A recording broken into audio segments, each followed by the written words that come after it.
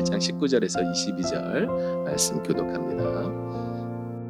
이에 그 두 사람이 베들레헴까지 갔더라. 베들레헴에 이를 때에 온 성읍이 그들로 말미암아 떠들며 이르기를 이가 나오미냐 하는지라.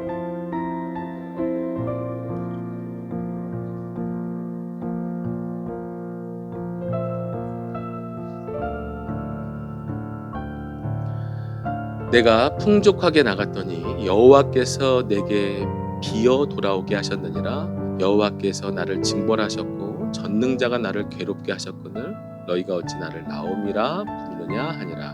나오미가 모압 지방에서 그의 며느리 모압 여인 룻과 함께 돌아왔는데 그들이 보리 추수 시작할 때에 베들레헴에 이르렀더라. 아멘. 이렇게 살다가 보면 문득문득 그 발걸음을 잠시 멈추고 내 삶이 맞나 이렇게 돌아보게 될 때가 있죠. 저희 부부도 목회의 길을 가다 보니까 그런 생각들과 나눔을 많이 하게 되는데요. 최근에도 이제 그런 고민들을 또 함께 나누는 거죠. 왜냐하면 개척교회라는 것이 항상 방향이 중요하고 그 진정성과 교회다움, 그리스도의 몸으로 건강하게 세워지는 방향성이 중요한데 그것을 책임지는 자리에서 공동체를 바라보면 조바심이 날 때가 있잖아요. 속도에 대한 우리 가장분들은 충분히 그런 거 공감하시지 않습니까? 다 경감하시겠는데 그 속도가 더디게 되면 방향이 맞아도 때로는 불안이 이렇게 찾아올 수도 있는 거죠. 그래서 방향은 잘 맞나?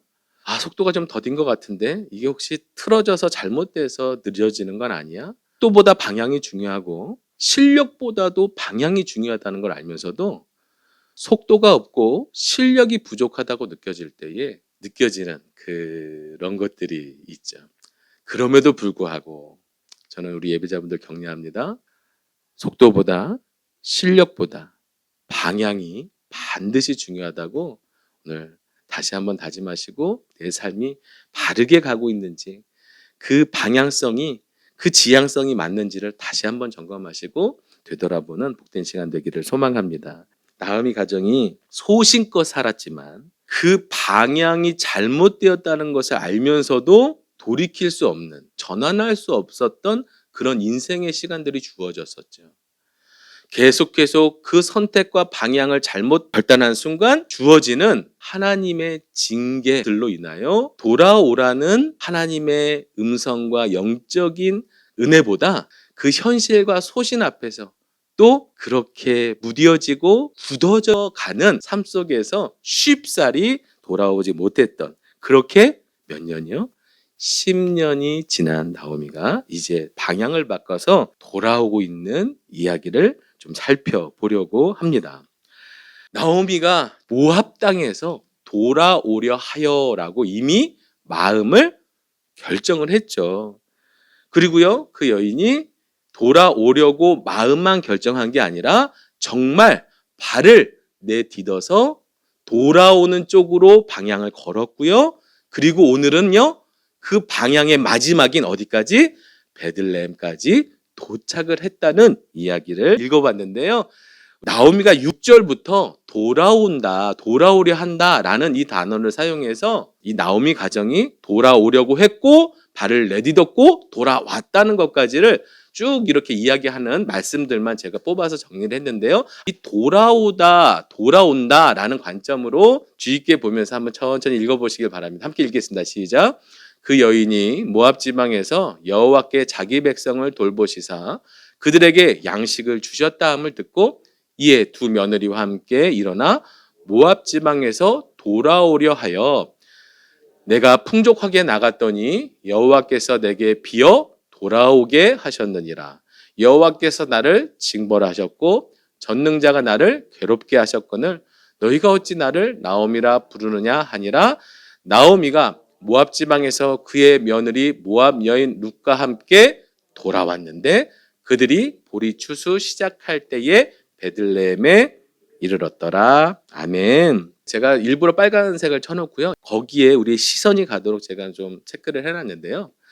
이 돌아오다라는 단어는 기에서 굉장히 많이 나오는 단어예요. 6절부터 22절까지만 봐도요. 무려 12번이 나오는 단어입니다. 그거 아세요? 항상 그 성경을 읽으실 때 반복은 뭐죠? 강조예요. 어떻게 그렇게 잘하세요? 반복은 강조예요. 반복에는요, 이 글을 써내려가는 저자와 거기에 감동하시는 성령 하나님의 의도와 뜻이 담겨져 있어요. 그래서 성경에서 반복되는 단어는 절대 놓치시면 안 되는 거죠. 우리도요, 강조할 때 말 속에서도 대화 속에서도 강조하고 싶은 건 자연스럽게 반복이 되잖아요. 무려 6절부터 22절까지 돌아오다, 돌아가다, 원래 같은 단어거든요. 슈브라는 단어예요. 슈브. 한번 따라해볼까요? 슈브. 감사합니다. 여기서 슈브라는 히브리어인데요. 동사예요. 이 단어가 상황에 따라서 돌아오다, 가다, 돌아오려 하여, 되돌아가다, 되돌아오다 이렇게 많은 그 변형을 일으키는 의미들이 있지만 기본 동사는 슈브라는 단어예요. 그 동사가 변형되면서 무려 12번을 쓰고 있고요. 하나 더. 이 슈브라는 동사를요, 성경 전체에서는요, 어마어마하게 사용합니다. 무려 1060번이 나온다고 해요. 어마어마하죠? 룻기에서의 강조점뿐만이 아니라 성경 전체에서 하나님이 말하고 싶은 강조점이 이 슈브에 있다라는 거예요. 이 슈브가 무슨 뜻이냐면 아까 말씀드렸듯이 돌아오다, 돌아가다, 회복하다, 회개하다라는 단어의 의미를 갖고 있어요. 성경 안에서 회개에 초점을 맞춘 여러 단어들이 많아요. 하나님께 얼굴을 향하다, 엎드리다, 뭐 이런 회개에 대한 표현들이 많은데 그 중에서 단연 많이 쓰여지는 단어가 바로 이 슈브라는 단어인 거죠. 그래서요, 나오미는 지금 돌아가려고 해요. 그리고 돌아왔어요. 턴하고 걷고 돌아가는 태도지만 그 속에 담겨져 있는 영적인 의미는 뭐예요? 회개라고 읽으시면 더 그 의미가 이해가 되실 것이에요. 신앙생활을 하면서 수없이 우리는 이 회개라는 것을 접해보셨잖아요. 그런데요, 반드시 이 회개에 있어 꼭 이것은 체크하고 가셔야 돼요. 회개는요, 자책은 아니라는 거예요. 자책은 회개가 절대 아닙니다. 회개로 나아가는 과정에서의 태도인 건 맞아요. 그런데 자책만 가지고는 회개가 될 수 없어요. 자책, 자기 비하, 자기 신세 한탄을 회개로 착각하시면 절대 안 되는 거죠. 하나님 앞에서의 푸념이 회개가 될 수 없습니다. 너무나도 죄송한 마음에 막 자신을 정죄하고 자기를 비하하며 하나님 난 이거밖에 안 돼요 라고 말을 하더라도 그거는 회개가 아니에요. 자책이고 한탄인 건 맞아요. 그 마음을 제가 무시하는 게 아니고요. 회개는 아니라고 말씀드리는 거예요. 하나님께서 우리에게 회개를 원하실 때는요, 너 신세 한탄 좀 해. 너 자책 좀 해. 스스로 좀 자신을 돌아보고 정죄해. 이렇게 말씀하시는 게 아니고요. 방향을 전환해서 턴해서 돌아오라고 말씀하시는 거예요. 그런 자기 비하, 정죄, 속상함 이런 것들은 중요해요. 그런 마음들을 가지고 하나님께 돌아가는 거예요.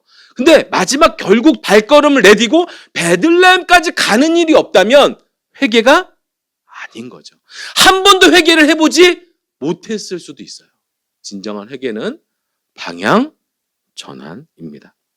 내가 왕되었던 그 삶의 방향들을 깨닫고 자책하며 왜 그랬을까에 머물지 않고 다시 그 하나님을 나의 왕으로, 말씀을 내 삶의 기준으로 성령 하나님과 동행하는 그 발걸음을 걸으며 하나님이 원하시는 그 지향점까지를 걷는 그 삶을 회개라고 부르는 거죠. 그래서요, 선지자들은요, 수없이 이렇게 외쳤어요. 돌아와라. 돌아와라. 우리 잘 아시잖아요. 그 찬양으로도 최근에 만들어져서 너무 유명하죠. 여호와께 여호와께 돌아가자. 같은 단어예요. 슈브예요. 우리는 돌아가야 되고 하나님은 돌아오라고 말씀하시죠. 읽어볼까요? 시작. 오라 우리가 여호와께로 돌아가자. 여호와께서 우리를 찢으셨으나 도로 낫게 하실 것이요 우리를 치셨으나 싸매어 주실 것입니다. 아멘. 왜 돌아가야 돼요? 왜 돌아가죠? 아니 그분이 치셨잖아요. 그분이 매를 드셨잖아요. 나오미의 삶을 텅 비게 만드셨잖아요. 나오미도 고백하잖아요. 그분이 징벌하셨고 나를 괴롭게 하셨다고 고백하는 나쁜 하나님 아닌가요? 근데 왜 그분에게 돌아가야 돼요? 왜 돌아가야 돼요? 그것이 심판을 위한 매가 아니라 하나님의 사랑이 담겨 있는, 돌아오게 하려는 하나님의 뜻과 의도가 담겨 있는, 사랑과 자비가 담겨 있는 하나님의 섭리였기 때문에 그것을 깨달은 사람은 돌아가야 하는 거죠. 그것을 아는 사람만이 돌아갈 수 있어요. 그것을 아는 사람만이. 오늘 나오미는요, 모압에서 어디로? 베들레헴으로 돌아가고 있지만 영적으로는요, 회개의 걸음을 걷고 있는 것입니다. 자, 이제 도착했습니다. 나오미가 베들레헴에 도착하니까요, 난리가 났습니다. 19절 읽어볼까요? 예, 그 두 사람이 베들레헴까지 갔더라. 베들레헴에 이를 때에 온 성읍이 그들로 말미암아 떠들며 이르기를 이가 나오미냐 하는지라. 아멘. 저 떠들다라는 거는요, 난리가 났다는 거예요. 성경에서 하나님의 소식에 간담이 녹아내리고 어떤 하나님의 역사에 온 성이 떨리고 할 때 그런 의미의 단어들이에요. 그러니까 나오미가 온 게 아유 오랜만에 만나서 반갑네 이 정도의 느낌이 아니고요. 나오미가 돌아왔다라는 소식이 그 베들레헴 성읍 안의 사람들에게 충격적인 사건이 됐다란 뜻이에요. 왜 충격적인 사건이 되었을까요? 나오미는 사실 환영받고 싶지 않았을 거예요. 그렇죠. 조용하게 있는 듯 없는 듯, 어쩌면 자신의 텅 비어버린 인생을 아무도 눈치채지 못했으면 좋겠다라는 마음이 얼마나 많았을까요? 그런데요, 그럴 수가 없어요. 너무 좁아요. 나오미는 그런 존재가 아니었어요. 나오미 베들레헴으로 돌아오다라고 탑뉴스가 되어버린 거예요. 난리가 난 거예요. 아니 어떻게 살았어? 어떻게 살았어? 근데 모압 며느리는 뭐야? 엘리멜렉은? 당신 아들들은? 그 10년간의 소식들이 함께 살았던 사람들이 듣기에는 너무 충격적인 10년이었던 거예요. 동네 사람들이 얼마나 많은 걸 물어봤을까요? 그럼 어쩌다 그렇게 된 거야? 아우, 너무 안타깝다. 이런 위로도 받겠지만 그 10년간의 수많은 이야기들을 얘기를 나눌 거잖아요. 그런데 오늘 성경은 나오미가 그들과 나눴던 모든 대화는 다 기록하지 않고요. 이 고백만 오늘 기록하고 있는 거예요. 그거는 나오미가 자신을 이야기하고 하나님 앞에서 고백하는 그 구절만 성경은 담고 있습니다. 자, 읽어볼까요? 시작. 나오미가 그들에게 이르되 나를 나오미라 부르지 말고 나를 마라라 부르라. 이는 전능자가 나를 심히 괴롭게 하셨음이니라. 내가 풍족하게 나갔더니 여호와께서 내게 비어 돌아오게 하셨느니라. 여호와께서 나를 징벌하셨고 전능자가 나를 괴롭게 하셨거늘 너희가 어찌 나를 나오미라 부르느냐 하니라. 아멘. 나오미는 기쁨, 희락이라는, 또는 조금 더 깊게 나가면 사랑받는 자라는 의미를 갖고 있어요. 근데 기쁘다, 즐겁다로 말하지 말고 쓰다, 쓴맛이다 라고 불어달라고 하는 거죠. 그러니까 누군가가 당신 인생 이야기 들어보니까 당신 인생이 쓴맛이네 라고 말한 게 아니고요. 나오미 스스로 자신의 삶을 그렇게 평가한 거예요. 스스로의 고백입니다. 담담하게 말하지만 슬픔이 담겨 있는 고백이죠. 그 안에 상처와 아픔이 고스란히 느껴집니다. 10년 동안 하나님이 나를 괴롭게 하신 시간들, 그리고 버티며 견디다 하나님께로 돌아왔던 인생의 전체를 마라라는 단어로 자신을 정의하고 있다는 거예요. 중요한 거 하나 있습니다. 이 고백은요, 그냥 읽으면 하나님에 대한 원망인가? 하나님이 나를 괴롭게 하셨잖아요. 하나님이 나를 치셨잖아요. 라는 하나님의 원망같이 들려질 수도 있어요. 왜냐? 글이라는 단점 때문에 뉘앙스가 안 들리잖아요. 나오미가 하나님을 백성들 앞에서 원망하고 있나? 라고 들려질 수도 있지만요. 나오미는 이것이 원망이 아닙니다. 이것을 오늘 좀 살펴봐야 하는 거예요. 이 20절, 21절의 이 고백은요, 정직한 그리고 객관적인 자기 돌아봄이에요. 하나님에 대한 원망이 아니에요. 자, 왜 하나님 앞에 원망이 아닌지를 제가 알려드릴게요. 지금 나오미는요, 하나님을 뭐라고 고백하고 있어요? 전능자, 그리고요 여호와, 두 번씩 반복하면서 고백하고 있어요. 전능자가 나를 괴롭게 하셨고 여호와가 나를 비게 하셨다라고 고백하면서 다시 한번 여호와께서 나를 징벌하셨고 전능자가 나를 괴롭게 하셨다라고 반복하고 있는데요. 이 전능자라는요 샤다이라는 단어예요. 샤다이. 우리 한글로는요 전능자 하면 전능하신 하나님, 모든 것이 가능하신 하나님으로 봤지만 이것이 성경에서 쓰일 때는 창조의 느낌보다는요 어떤 게 강하냐면, 아브라함에게 있어서 전능자는요 뭐냐면 자식이 없는데 생명, 그 생명은 뭐예요? 자신의 인생의 가장 큰 축복, 복을 주시는 하나님으로 고백할 때를 전능자를 쓰는 거예요. 그분이 능력이 무한하신 건 맞아요. 그런데 그 능력을 강조하기 쓰는 게 아니고요, 그 능력으로 나에게 뭘 주시는, 복을 주시는 하나님을 말할 때 전능자 샤다이를 쓰는 거예요.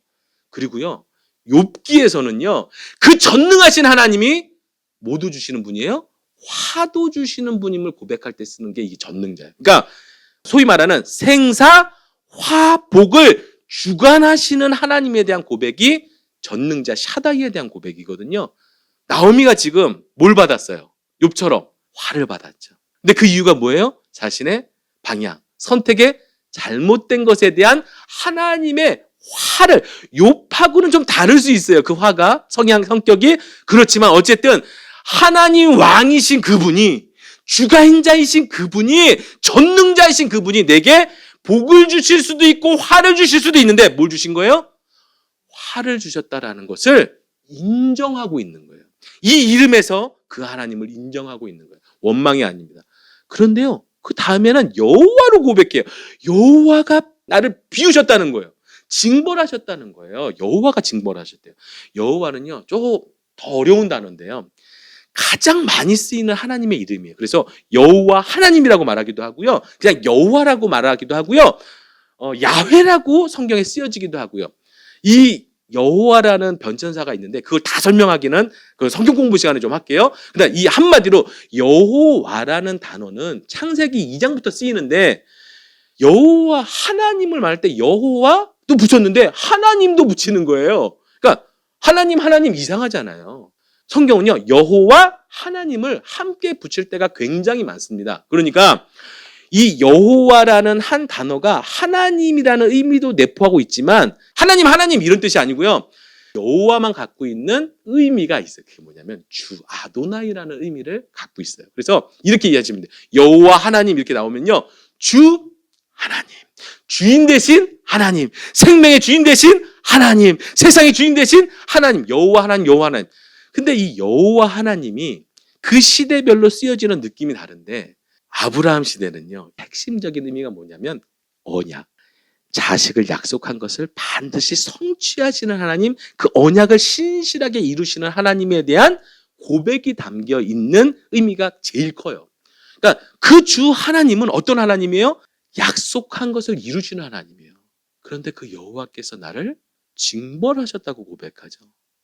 여호와라고 말하는 그 고백 속에 무슨 의미가 담겨 있냐면, 나오미는요 비록 그 약속에 신실하신 하나님이 나를 징벌하셨지만 우리 선조들에게 하셨던, 아브라함에게, 모세에게, 여호수아에게 약속하셨던 이 약속의 땅으로 다시 회복하면, 돌이키면, 하나님 얼굴을 향하면 뭐 하는 거예요? 하나님께서 다시 회복을 약속하신 하나님을 고백하는 단어가 여호와예요. 전능자는요 나를 괴롭게 하신 것을 인정한다는 거예요. 그분이 나를. 그리고요 여호와는요 내가 돌이킬 때 반드시 회복해 주실 것이라는 약속에 대한 믿음이 담겨 있는 하나님의 이름이 여호와예요. 그분을 주로 고백할 뿐 아니라, 비록 주 되신 그분 섭리자 앞에 내가 징벌을 받았지만 내가 돌이키고 돌아서고 슈브만 한다면 자비를 베푸실 하나님이라는 것을 그는 저 깊이 그 텅 빈 마음속에 그 믿음을 가지고 있는 것이고요, 이 고백이 그 믿음을 보여주고 있는 것이죠. 나오미는요 이미 모압 땅에서 며느리들을 선대할 때 이렇게 표현해요. 여호와께서 너희에게 허락하사, 며느리 너희 돌아가서 새로운 남자 만나고 남편 만나서 행복한 가정을 꾸려라, 그렇게 나오미가 선대해서 보내려고 하잖아요. 그런데 그들은 이방의 땅이고 이방의 신을 믿고 너희 신에게로 돌아가라고 말하는데 그 허락을 누가 해주셔야 돼요? 하나님께서 해주셔야 돼요. 하나님께서 허락하시면 너희들에게 그런 일이 있을 거야 라고 하나님의 주권, 전능자의 주권, 여호와의 주권을 그 텅 빈 인생 속에서도 고백하고 있는 나오미를 볼 수 있죠. 원망이 아닌 두 번째 이유는요, 쓴물에 있어요. 쓴물.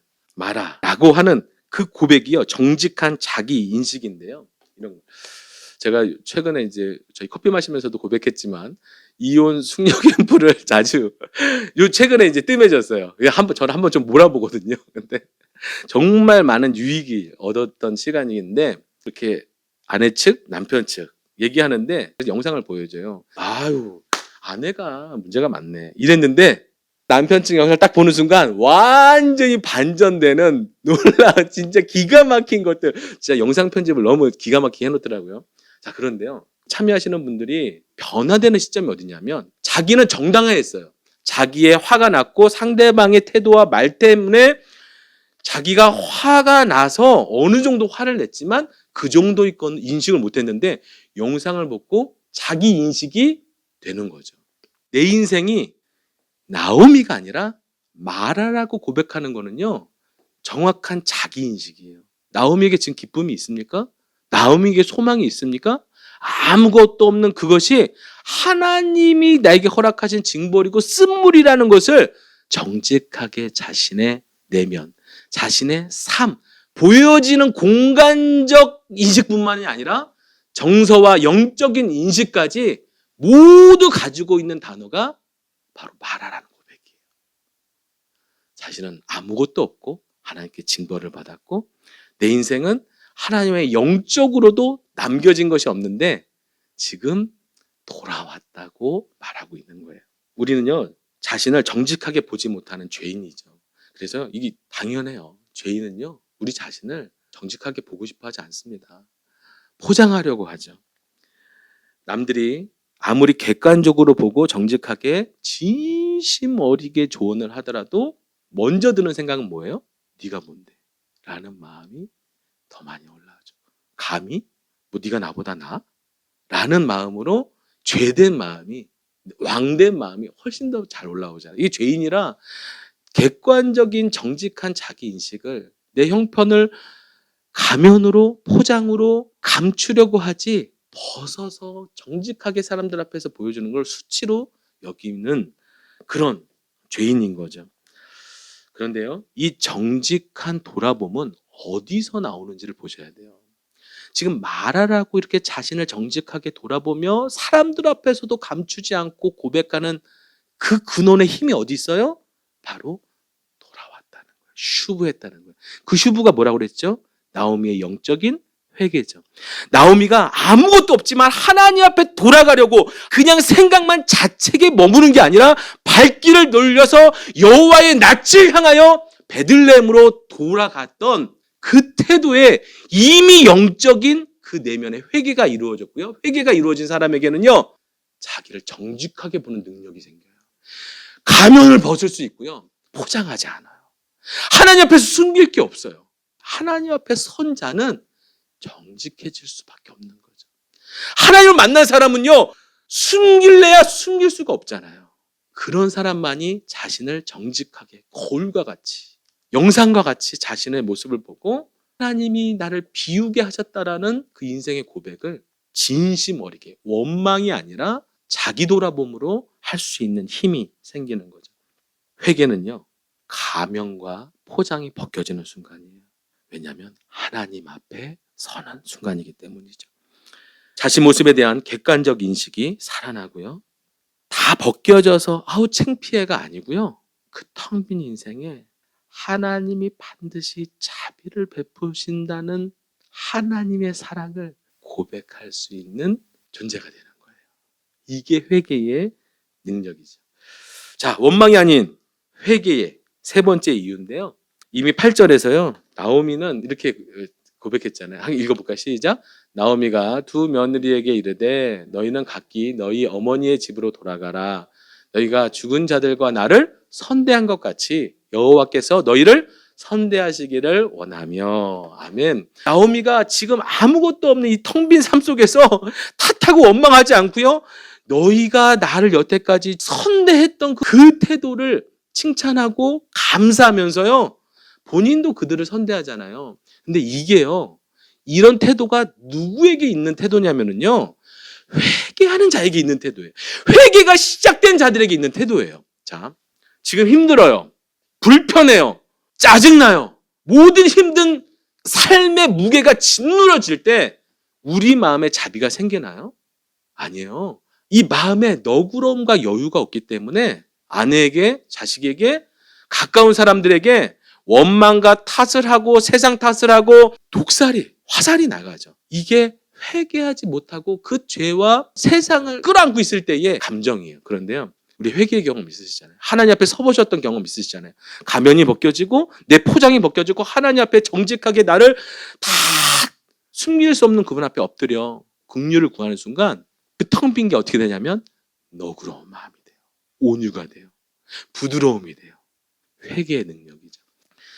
아무것도 없는 나오미가 이제 돌아오려는 나오미가 며느리에 대한 배려, 그 선대가요. 나오미가 지금 자책을 지나 회개의 걸음으로 가고 있음을 보여주는 태도죠. 하나님의 얼굴을 향하여 방향 전환한 사람들에게는요. 이러한 삶의 태도가 생겨나요.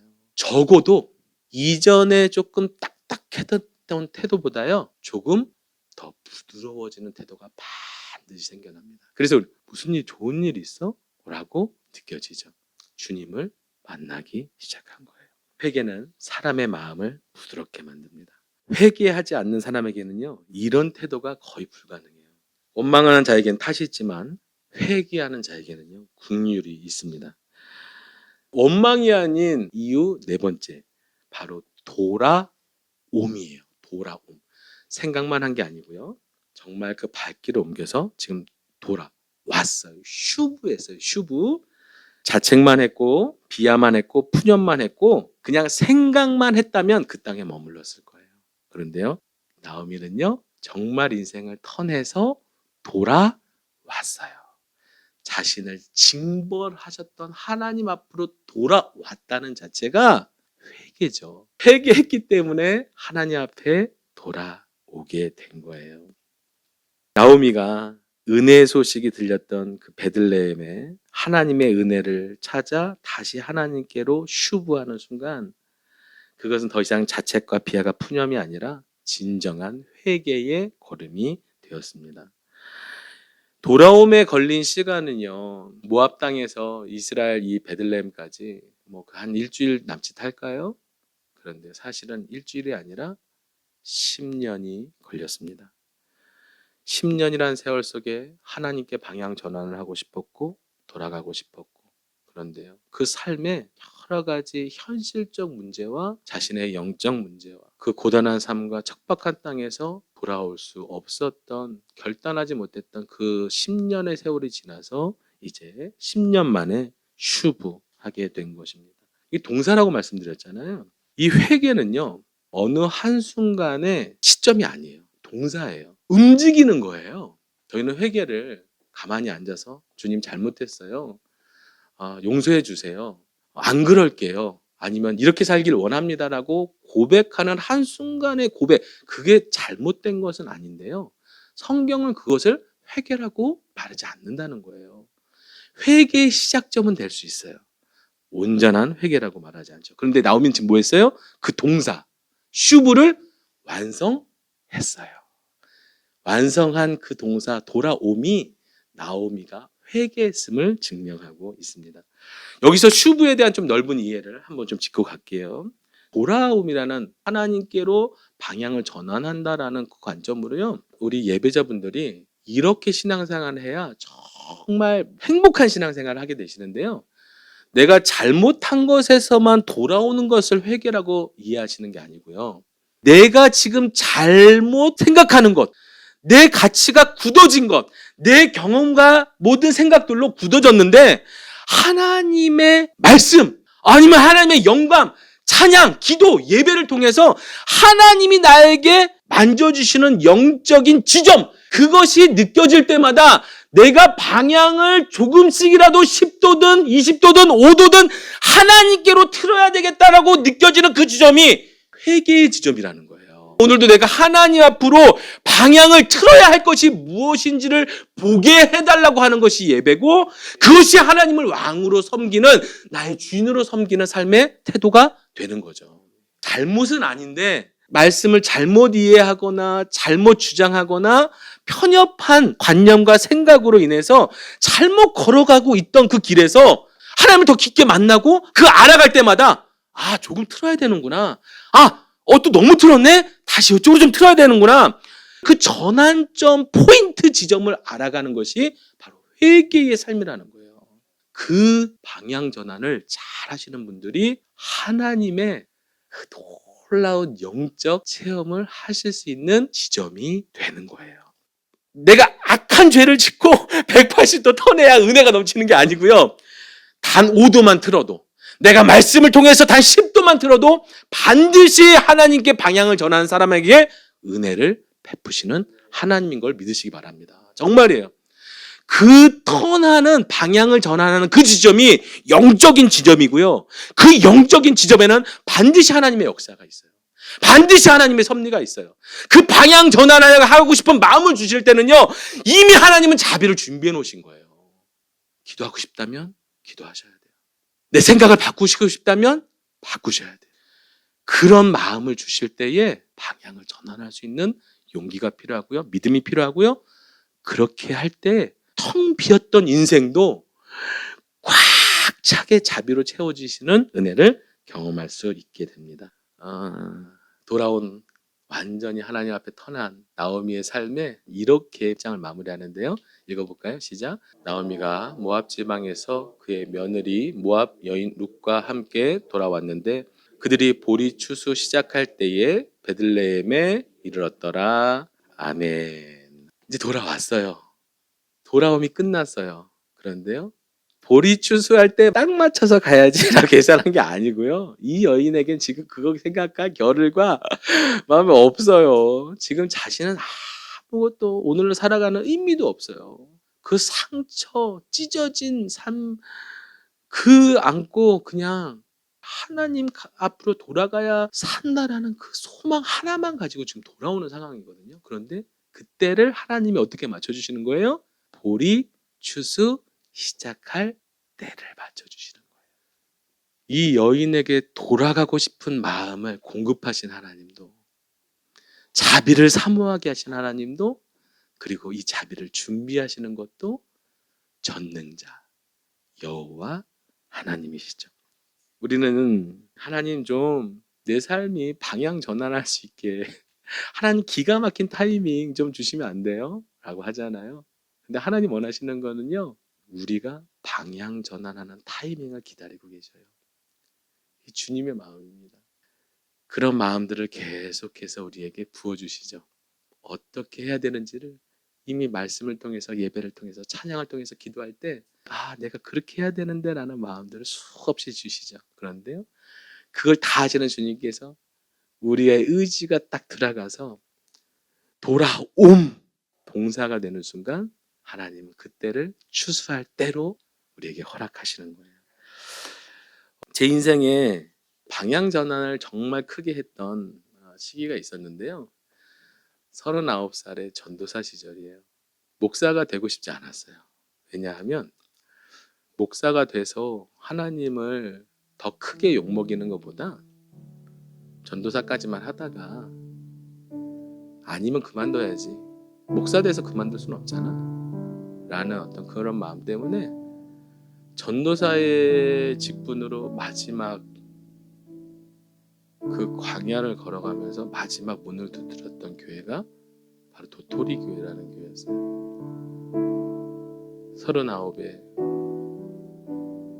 39의 담임 목사님을 만나고 그분과 이야기를 나누면서 그 도토리 교회에서의 5년의 시간이 저한테 가장 행복한 시간이 됐거든요. 그곳에서의 5년 동안 한 번도 겨울이 없었어요. 한 번도 겨울이 없었어요. 예배, 말씀, 교제, 공감, 위로, 격려, 응원, 환대, 따뜻함 때문에 그곳에서의 추위는 느껴본 적이 없습니다. 그런데 그 도토리 교회에서의 5년간의 행복했던 삶의 이유를 저에게 어떻게 그렇게 행복할 수 있었냐고 물어보신다면, 제가 예배를 잘 드려서, 그 목사님이 말씀이 너무 좋아서, 그분의 태도가 너무 훌륭해서, 네 맞아요, 맞는데 그거보다 더 중요한 게 있어요. 그 예배를 통해서, 그 교제를 통해서, 그 말씀을 통해서 제가 깨어졌다는 거예요. 산산이 부서졌습니다. 의인으로 살아온 줄 알았어요. 정말 바르게 살아왔다고 생각했어요. 수많은 교회의 타락과 목회자들의 변질을 보면서 욕하고 저주하면서 수많이 정죄하고 손가락질하면서, 정죄는 있는데 십자가를 지신 주님의 자비가 없는 제 마음에 의인이 되었지만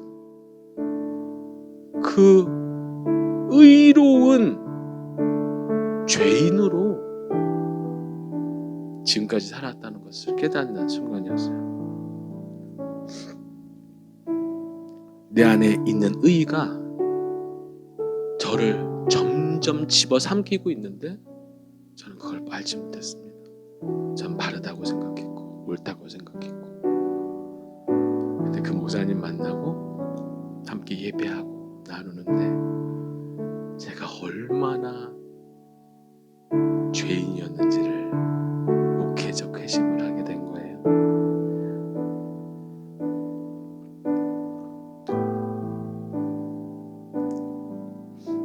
내 안에 있는 포장하고 가면 썼던 모든 것을 내려놓는 순간이었고, 그렇게 건강하고 좋은 교회를 찾아다니기만 했지 내가 건강한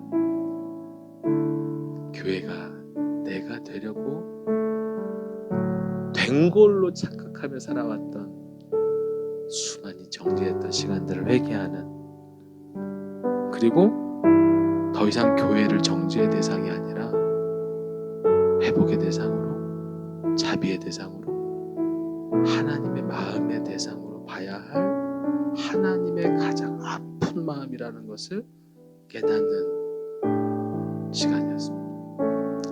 그렇게 이러니 저한테는 좋은 예배 때문이 아닌 그 예배 속에서 하나님이 저를 하나님의 마음으로 바꾸시는 그 순간 때문에 가장 행복했던 저의 목회적 경험이 되었고요. 이제는 도토리 교회는 없습니다. 그런데 저는 여전히 오늘 이 자리에 이 노래하는 교회가 제2의 도토리 교회가 되기를 소망하며 이 길을 걷고 있습니다.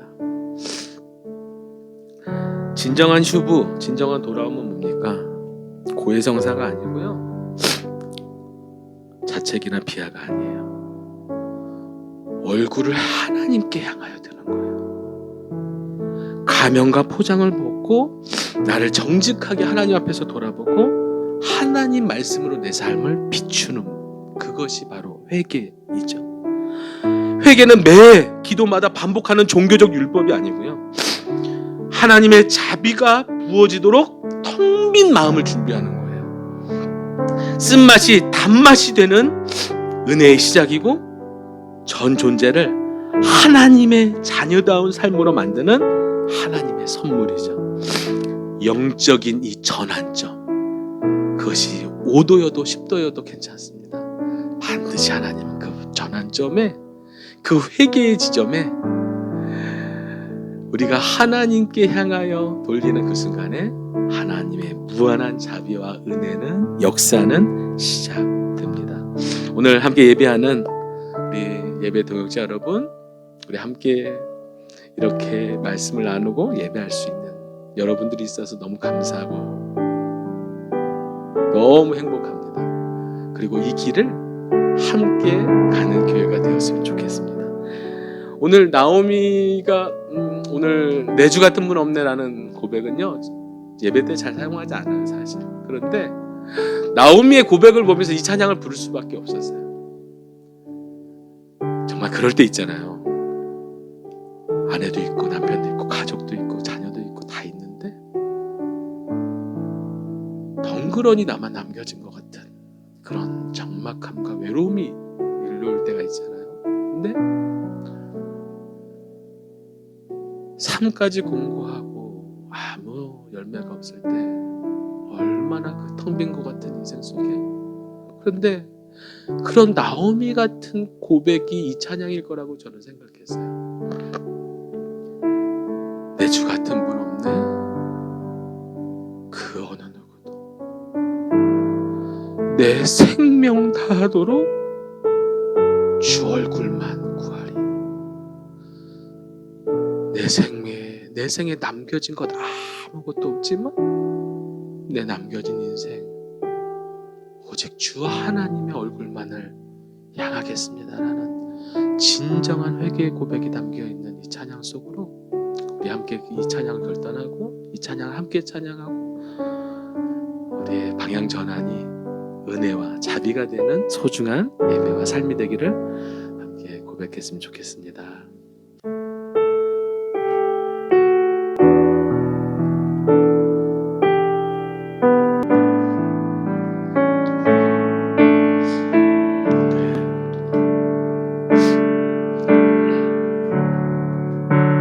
주 같은 분 없네,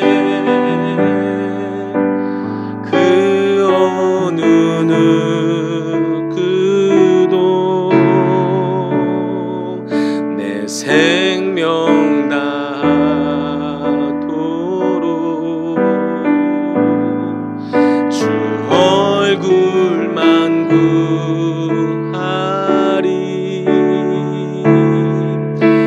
주 같은 분 없네, 그 어느 누구도. 내 주 같은 분 없네, 이 땅 위에.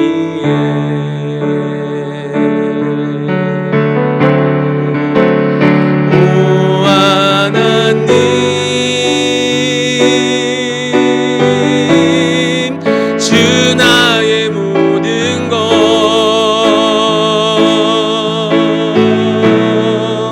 내 주 같은 분 없네, 이 땅 위에.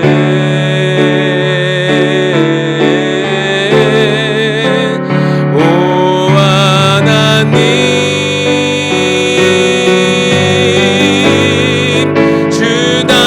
모든 것,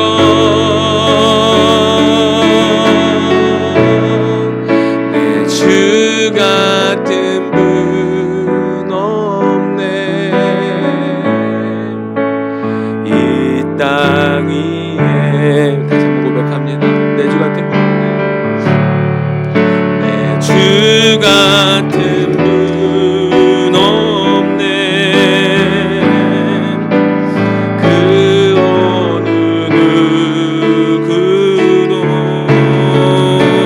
없네, 생명 나하도록 주 얼굴만 구하리. 주 같은 분 없네, 그 어느 누구도. 주 같은 분 없네, 이 땅 위에.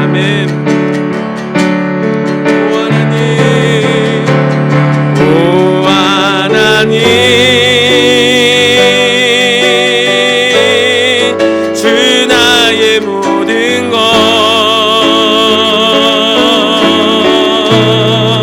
내 주 같은 분 없네. 이 땅 위에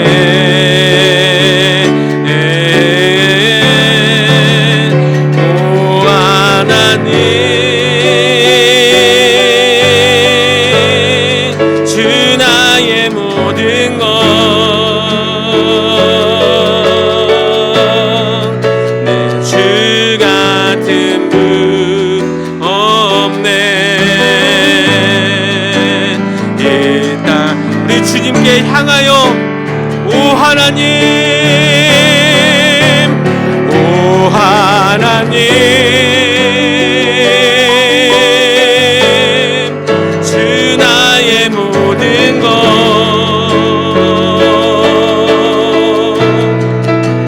주 같은 분 없네. 이 땅 위에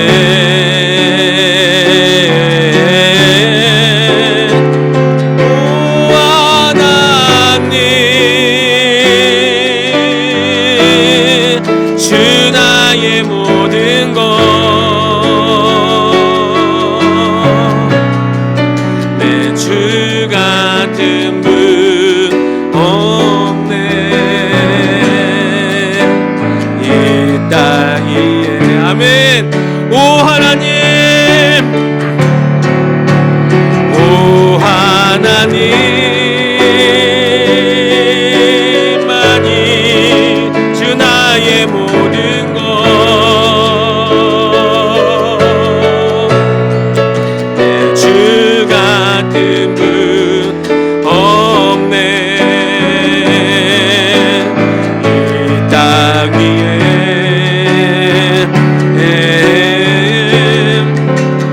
오 하나님 주 나의 모든 것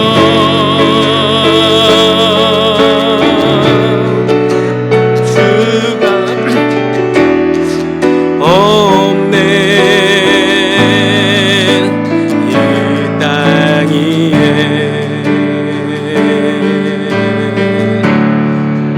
우리 인생은요 누구나 다 모압이 있어요. 세상의 모압, 내 소신의 모압이 있어요. 내가 살아온 삶의 방법이 굳어진 모압도 있고요.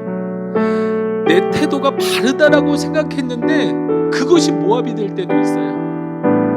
하나님께서 말씀을 통해서 예배를 통해서 우리에게 영적인 그 감각과 시선과 그것을 알게 하실 때에 휴부할 수 있는 방향을 전환할 수 있는 우리의 태도를 하나님께로 꺾을 수 있는 믿음이 있기를 소망합니다. 제가 약속드리는데요 그 지점에는요 반드시 하나님의 역사가 있습니다. 환경을 바꾸든 그 사람을 바꾸든 하나님이 안 되면 기적을 베푸시더라도 그 지점에는 반드시 하나님의 손길과 섭리와 헤세드가 선대가 있다는 것을 믿고 하나님 기꺼이 방향을 전환할 수 있는 우리의 삶과 태도와 믿음이 되기를 소망합니다.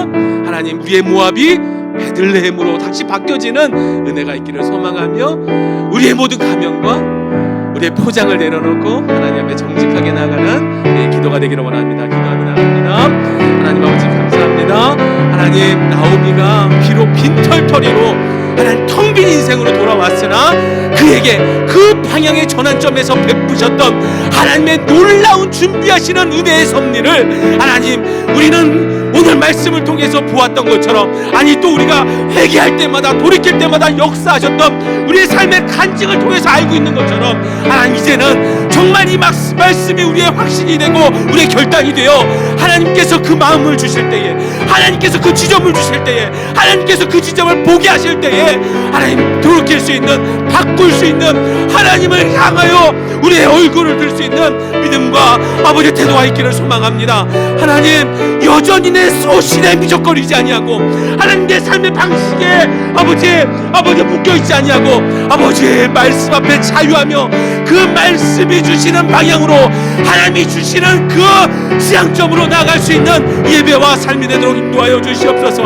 하나님, 우리 노래하는 교회가 이 지점을 정확하게 서로를 위하여 격려하고 기도하며 축복해주며 들어주며, 하나님이 함께 이 지점에서 함께 하나님을 바라볼 수 있는 교회가 되기를 소망합니다. 하나님, 여전히 우리는 부족하고 여전히 방향을 전환을 해도 연약하겠지만, 하나님, 우리가 방향을 전해도 완벽한 삶이 되지 않겠지만, 여전히 좌로 갔다면 우로 가고 우로 갔다면 다시 좌로 들며 하나님이 원하시는 그 방향을 향해 끊임없이 하나님 나아가는 예배자 될 수 있도록 인도하여 주시옵소서.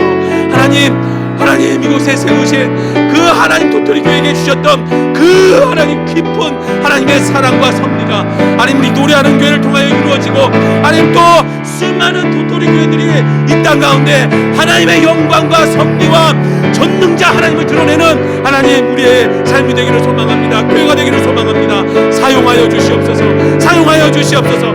하나님께 슈브하는 자에게 주시는 그 하나님의 사용하심이 아버지 쓰임받는 인생 되고, 하나님의 예수 그리스도의 계보에 하나님 영광과 그 구원의 섭리가 되는 그 하나님 시작점이 하나님 이 도라섬에 있었다는 것을 기억하며, 하나님, 우리가 매 순간 하나님이 놀라운 하나님의 기적의 역사에 하나님 동참자가, 하나님, 우리가 당사자가 될 수 있도록 인도하여 주시기를 원합니다. 하나님 주시는 마음, 하나님 소홀하게 생각하지 않고, 하나님 주시는 마음, 하나님 그냥 흘려보내지 않고, 하나님 주시는 마음을 내 삶으로 받아내어 하나님의 역사를, 하나님의 기적을 체험하는 인생 되도록 인도하여 주시옵소서. 하나님, 내 예배 동역자, 하나님 말씀의 동역자들, 하나님 마음을 강하고 담대하게 하시고, 그저 오늘 살아가는 오늘 하루에 텅빈 인생 채우기 위한 인생이 아니라, 하나님 이 텅빈 인생을 통해서 하나님께서 사용하시는 그 인생을 경험하는, 하나님의 그 섭리를 경험하는 은혜가 있게 하여 주옵소서. 우리 마지막으로 고백하고 마무리하겠습니다. 내 주 같은 분 없네, 그 어느 누구도 내 생명 다하도록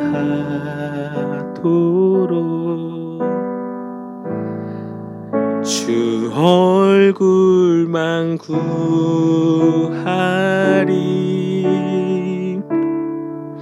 내 주 같은 분 없네, 그 어느 누구도 내 주 같은 분 없네. 이 땅 위에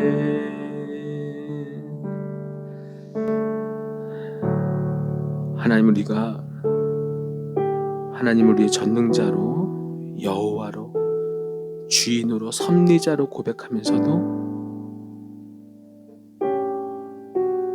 여전히 내 소신이 내 삶의 왕이었음을 고백하며 회개합니다. 하나님을 우리의 왕으로 고백하는 시점은 이 예배 속에서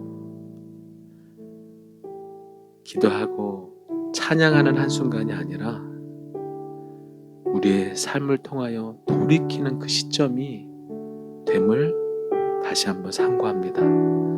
주님, 우리의 삶이 날마다 주님께 슈브하는, 돌아가는 은혜가 있게 하여 주옵소서. 조금만 틀어져도 깨닫는 인생 되게 하시고,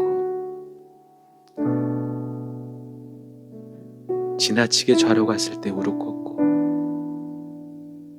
또 살다가 많이 꺾인 우에서 좌로 꺾는, 끊임없이 하나님만을 향하는 인생 되게 하여 주옵소서.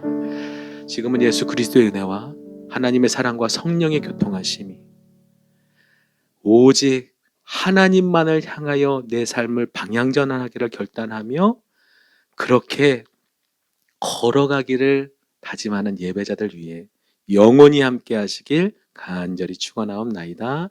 아멘.